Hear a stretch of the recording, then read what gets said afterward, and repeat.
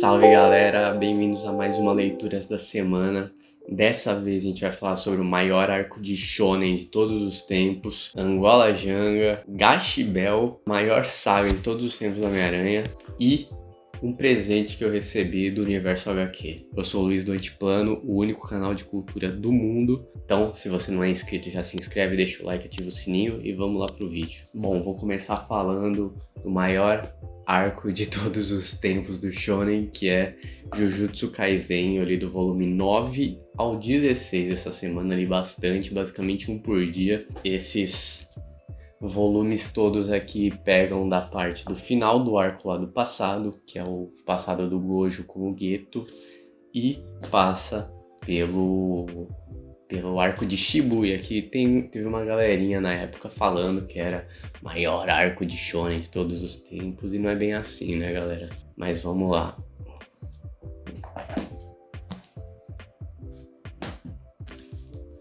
Haja volume, né? Li muito.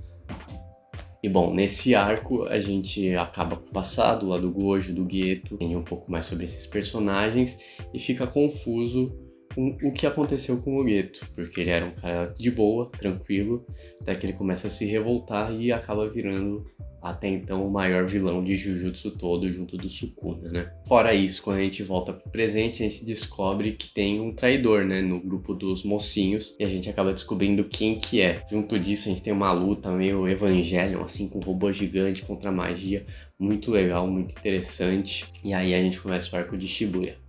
O arco de Shibuya basicamente tá rolando uma treta lá em Shibuya, fizeram vários domos lá que ou não pode sair ou não pode entrar, pessoa específica não pode fazer tal coisa, e todos os Jujutsu que estão disponíveis estão lá tentando resolver essa mutreta. E esse foi o arco que da última leitura que eu fiz eu comecei a ficar perdido, sem entender porra nenhuma do que estava acontecendo, então nessa eu sentei calmo, parei assim o tempo que precisava e fiquei lendo. Aí eu entendi que eu só tenho muito problema com quando aparecem muitos personagens aí, não sei o nome de ninguém, não lembro do passado, mas aqui, como eu tô lendo mais tranquilo, consegui entender legal o que tá rolando. Agora eu vou falar um pouco sobre o que eu achei desse arco. Bom, esse aqui é um arco que tem muita luta, tem muito plot twist, tem o desenvolvimento de alguns personagens muito bons, apresenta personagens novos, técnicas novas, então é um arco assim bem completinho em questão de evolução da história, da trama, né? A gente com o tempo também aprende um pouco sobre algumas habilidades que eu não tinha entendido da primeira vez, que eu não tinha entendido na outra leitura, que é, por exemplo, o pai do Fushiguro, que acaba aparecendo no passado, aparece de novo aqui por meio de um feitiço. Eu não tinha entendido legal o que estava acontecendo, e agora eu entendi melhor todo esse rolê do pai dele aparecer. Uma coisa que é muito interessante aqui é como eu já estava fazendo alguns paralelos com o Naruto, por exemplo, e Hunter x Hunter, aqui também dá para fazer alguns paralelos. Um deles é porque essa saga aparece sempre um reloginho contando o horário do lado, lembra muito a invasão do castelo do Meruem no Hunter x Hunter, que é um negócio que para mim, pelo menos, é bem marcante, porque mostra quão tensa aquela situação, o quão desesperado eles estão, quanto tempo que eles precisam fazer um negócio rápido para não ferrar tudo no mundo, né? E aqui é um negócio meio parecido, não é necessariamente essa contagem tão de segundos, né? É um pouco mais espaçado, mas é muito legal ter essa referência. Eu acho que Jujutsu é um mangá que consegue pegar várias referências de várias coisas, pega de Bleach, Naruto, Hunter x Hunter e coloca assim de um jeito mais enxuto, né? Porque o Jujutsu vai acabar ali pelo volume 28, sei lá. Outra coisa que eu lembrei bastante é no momento que o Gojo tá lutando contra algumas maldições e eles acabam lutando, atropelando todos os humanos que estão ali presos e tudo mais, matando e tudo mais. Lembrou também aquela parte do Hunter x Hunter que é o Meruem contra o Hisoka, que eles vão lutando, pegando a galera da plateia e usando de arma, usando de defesa, se matando, sem ligar pra nada. Lembrou muito pra mim. Só que aqui tem o diferencial que não são dois vilões, né, lutando. Aqui são um herói e um vilão, então acaba pesando na consciência do herói, né.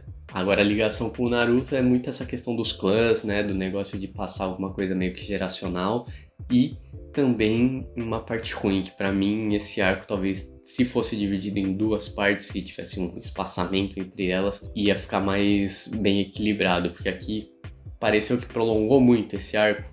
Desses 8 volumes, sei lá, que eu li essa semana, basicamente os 8 são a saga de Shibuya, sendo que antes teve alguns arcos em 8 volumes, então aqui parece que prolongou muito, o que lembra muito a Guerra Ninja do Naruto, que demorou, sei lá, 10 anos pra terminar. Mas aqui não foi tanto tempo, mas mesmo assim é uma grande parte do mangá, né? Talvez tivesse quebrado em 2 sagas, talvez tivesse acontecido mais rápido, talvez não desse essa impressão de ter prolongado demais. Mas tudo que acontece aqui é muito legal, mas está longe de ser a maior arco dos shonens de todos os tempos, mas é bem legal, vale a pena ler. E nesse volume 16 também acaba a saga de Shibuya e começa uma saga nova, que é uma saga que o Itadori acabou ficando em Tóquio, que foi destruída por causa da saga de Shibuya, e agora ele é procurado pela galera das escolas.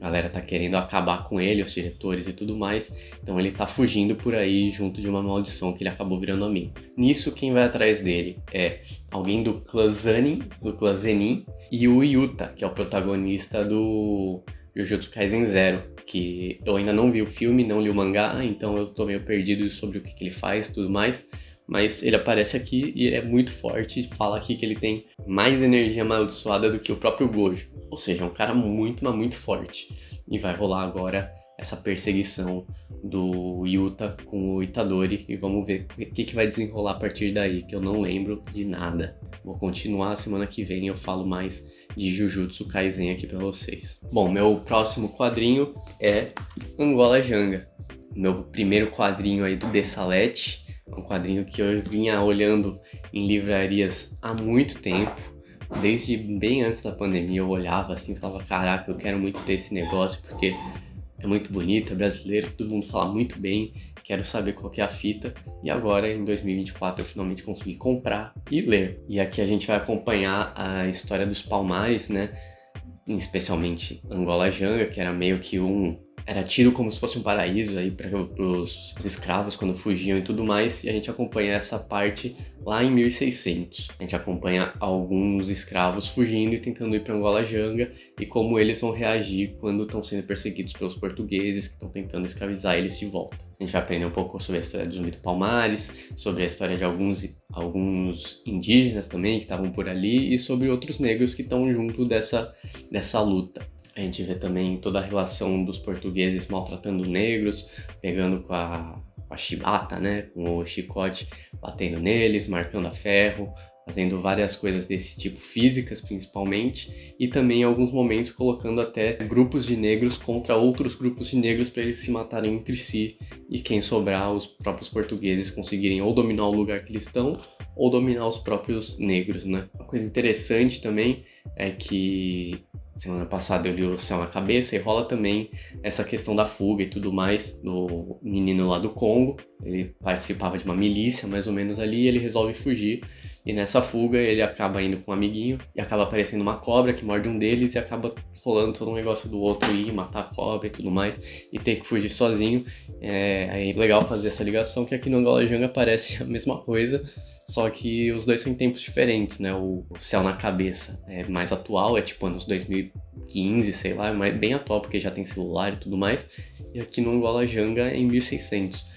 É interessante fazer essa ligação de como as coisas mudam, mas não mudam em tanto tempo, né? Porque faz 420 anos de diferença de uma obra para outra e mesmo assim essas coisas ainda acontecem. Ainda tem gente explorando negros, ainda tem gente tendo que fugir de alguma situação de exploração, de abuso, e isso não muda, o que é péssimo. E é interessante fazer essa ligação entre os dois quadrinhos. Talvez se você tenha os dois aí e consiga ler perto, que nem eu fiz, fica aí a recomendação. Deixa aqui no comentário qual que é o próximo quadrinho de Salete que você me recomenda comprar. Estou interessado agora muito nas obras dele, deixa aqui que eu vou ir atrás. Bom, voltando para os mangás, continuando o Gash Bell, volume número 3. Eu acho que o Gash Bell continua melhorando, cada vez mais legal, mais interessante, aprofundando mais a história do mundo, a lore e os personagens, né? Nesse aqui a gente já começa na Inglaterra, que o final do outro, o Kiyomaru foi para Inglaterra porque ele precisava falar com o pai dele, entender um pouco sobre o Gash, e chegando lá a casa do cara estava toda destruída e ele estava sumido. A partir daí a gente começa a achar que o cara foi sequestrado porque ele sabia demais, né? E o Kiyomaru e o Gash vão atrás de resolver, tentar descobrir quem que sequestrou ele, o que aconteceu, o que tá rolando. Nisso também rola um pouco sobre um flashback do Gash, aqui quando ele chegou aqui na Terra, né? ele ficou preso numa floresta por um tempo e tudo mais. Ele não conseguia encontrar humanos e apareceu um outro maluco, igualzinho o Gash Bell, que tinha poder de raio também, deu-lhe um raio na cara e falou: vou absorver suas memórias porque tu não pode ficar melhor que eu, basicamente. Aí fez isso, o Gash perdeu as memórias e a partir daí que o pai do Kiyomaru encontrou o Gash e tudo mais e começa o volume 1, né? É muito legal acompanhar o Gash Bell porque a gente vai vendo a evolução não só da dupla de principais, mas também dos outros amiguinhos que ele vai fazendo ao longo do caminho, vai vendo as diferentes relações que cada um tem com o seu Mamodo, que acho que é o nome dos demôniozinhos, né? A gente vai vendo essas diferentes relações que eles têm. Por exemplo, o Kiyomaru acaba encontrando lá na Inglaterra o cara que é famosinho, que é esse da capa aqui, junto do Mamodo dele, que é esse menino meio pato. E o menino tá meio abandonado, assim, no relento, triste, porque tá longe do amigo dele, porque o amigo dele, na teoria, foi se encontrar com uma menina. Ele começa a ir em várias lojas, compra brinquedo, compra doce e tudo mais. No final a gente descobre que na real ele tava indo num hospital fazer um show, porque ele é famoso, né? E aí tinha uma menina, ela queria muito ver ele leva lá, tipo, doces e tudo mais. São crianças que queriam ver ele. E a gente entende que na real ele não abandonou o menino pra ir curtir, né? Ele foi fazer outras coisas tão importantes quanto. E também a gente acompanha um pouco sobre o Bagro, que é o mais emo aí dos Mamodos, que tá com a menina, e aprende um pouco sobre o passado dessa menina que sofria muito e os dois estão nessa relação de querer acabar logo com essa disputa de quem vai ser rei e tudo mais por outros motivos, além de virar rei, né? Bom, vou continuar lendo, acho que tá muito interessante. Quero ver como evolui, como termina. Eu sei que vai ter uns negócios assim absurdos mais pra frente, que eu dei uma pesquisada. E eu quero muito ver como que chega lá. Aqui já começa evoluindo um pouco os poderes do Gash, né? Parece agora ele solta um dragão de raio pela boca, muito maneiro. Quero ver como que isso evolui. E agora a maior saga do Homem-Aranha, a mais polêmica de todas, a Saga do Clone, volume 1. Finalmente eu li, chegou já faz mais de um mês, eu acho que. E eu tava enrolando porque eu tinha outras coisas pra ler, eu queria ler as sagas do Homem-Aranha que eu tinha aqui antes. E agora eu consegui ver. Todo mundo sabe que essa saga é criticada, todo mundo fala que é horrível, horripilante, horrorosa, mas todo mundo também fala que é uma das sagas mais importantes aí do Homem-Aranha, né? E provavelmente a mais longa, né? Porque vão ser 18 volumes desse aqui. Nesse volume a gente começa, na real, acompanhando que a Tia May foi internada, tá em coma, e que tem um cara vindo de fora que tá muito querendo conversar com a Tia May, e a gente não sabe quem é, ele só aparece de costas, silhueta e tudo mais. A gente hoje em dia já sabe que é, na real, o clone do Peter Parker, né, o Ben Reilly, mas imagino que pra quem estivesse lendo, eu tava pensando, pô, será que é um parente distante, perdido e tudo mais? E no fim é exatamente isso, a gente acaba descobrindo que é o Ben Reilly, que ele era o clone que aconteceu lá nos anos 70 do Peter e tudo mais, que ele acaba assumindo que ele era na real um clone e vai viver uma vida diferente, sem ninguém saber que ele tá vivo ainda. Enquanto isso a gente acompanha o Peter, que tá muito puto, principalmente porque numa saga anterior alguém trouxe os pais dele de volta à vida e ele, na real, descobriu que não eram os pais dele e tudo mais, que ele tava sendo enganado. Então ele acaba ficando muito puto, muito bolado e ele tá nessas de tipo, caralho, minha vida é uma bosta, e tá muito no hiperfoco de ser Homem-Aranha, cagando pra Mary Jane, ignorando que a tia dele tá em coma e tudo mais. Nisso, vai evoluindo a história e tudo mais, os dois acabam se encontrando e lógico que dá briga entre os dois, porque o Peter Parker já tá puto que estão brincando com a vida dele e aparece um cara igualzinho a ele que ele já tinha lutado contra muitos anos atrás e tá aparecendo de novo pra encher o saco. Ele já pressupõe que é do pior jeito possível. O que é interessante de ver é que enquanto o Peter Parker tá ignorando toda a questão da família e tudo mais, tá focando muito na responsabilidade de ser o Homem-Aranha, Ben Reilly tá muito focado na família e tipo, tá querendo só viver essa parte que seria a parte boa, enquanto o Peter fica com a parte ruim. Mas os dois estão meio que tipo, caralho, irmão, você tem que focar mais na sua família e tudo mais. Não adianta só sair batendo na galera, né? Rola toda uma conversa aí, uma luta contra os vilões, que é um cara que eu não conhecia chamado Traveler, rola essa briga com ele. E no fim os dois acabam se entendendo e o resto eu vou ver no próximo volume. Mas muito legal assim esse começo de saga, por mais que falem mal, imagino que piore mais pra frente. Mas até aqui é muito divertido, muito interessante, a arte já é mais atual, né? Não é mais um negócio anos 60, 70 que é mais truncada a leitura, aqui já é mais anos 90, então tem os quadros maiores, tem menos texto, consegue fluir melhor a leitura. E por fim, o quadrinho que eu recebi num sorteio do Universo HQ é Vel, do Greg Rucka com o Tony Fezula, não sei falar o nome desse mano. E esse quadrinho tem uma pegada meio parecida com Hellblazer e tudo mais, que na real é uma menina que aparece numa cidade, ela tá andando sem roupa por aí, sem entender nada da vida, só repetindo palavras, falando palavras que parecem com outras, meio que parece que tá tentando aprender a linguagem da onde ela está. Isso, um grupo de homens acaba abordando ela e tentando se aproximar dela para abusar dela. Enquanto isso, um dos caras desse grupo acaba falando: não, rapaziada, não vamos fazer isso. Pega uma blusa, dá pra ela e leva ela pra casa, pra ela ter onde dormir, onde ficar e tudo mais. Lá acaba rolando algumas paradas mais sobrenaturais, assim, de manipulação de mente e tudo mais. E a história vai evoluindo até o momento que ela acaba fugindo. É um gibi que eu não gostei muito, tem essa crítica aí ao machismo e tudo mais, mas eu acho que é feito de uma maneira meio vazia. Que ele tenta mostrar como os homens abusam das mulheres, como eles impõem força, querem dominar elas, mas ao mesmo tempo o quadrinho é escrito por 2 homens brancos e no final ela precisa de um homem para ajudar ela a resolver a questão dela, para se libertar.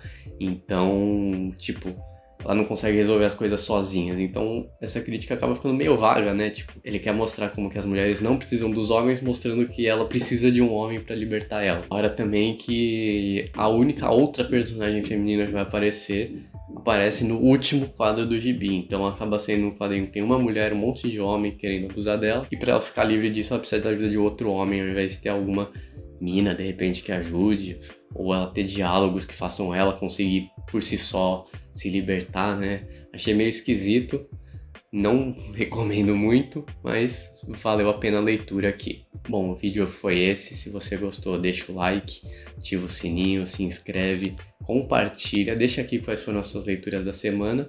Se você tiver R$5 na mão, ajuda a gente, vira membro aqui do canal.